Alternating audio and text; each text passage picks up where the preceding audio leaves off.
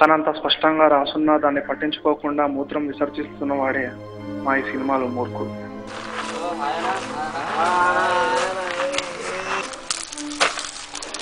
అన్నా మందు తీసుకో అన్నా.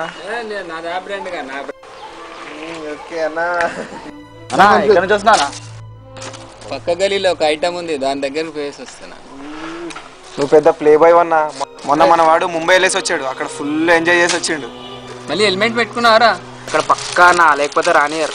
హెల్మెట్ పెట్టుకుంటే ఏం మజా ఉంటుందిరా, పక్క గలీలో ఆంటీ ఉంటుంది, హెల్మెట్ లేకున్నా నడుస్తుంది. అన్నా మళ్ళీ ఎయిడ్స్ వస్తుంది కదన్నా. ఏం కాదురా బాయ్, మన టెక్నిక్స్ మనకుంటాయి. పెట్టుకుంటే సేఫ్టీ కదన్నా. పెట్టుకోకుండా ట్రై చేయి, ఫుల్ మజా వస్తుంది. ఏమవుతానా సంకన ఆగిపోతాం. దొల్లేంద్రా నాయన. ఆడు బీరదాగా పోడా ఆడితే నువ్వు చెప్పానా? టెక్నిక్స్ అనే ఊరికే నేర్పిస్తారా బాయ్? ఈ పెగ్గు పోసుకుని కొంచెం చెప్పానా. ఐటమ్ దగ్గరికి వెళ్ళేసి వచ్చిన తర్వాత దబాంచి టాయిలెట్ పోసేది అంతా పోతుంది, మనం సేఫ్. కాండం వేసుకోకుండా సెక్స్లో పాల్గొని మూత్రం విసర్జిస్తే ఎయిడ్స్ రాదు అన్నది ఒక అపోహ మాత్రమే. అది ఏ మాత్రం నిజం కాదు. చాలా మంది దీన్ని అనుసరించడమే కాకుండా ఇతరులకు కూడా నేర్పిస్తుంటారు.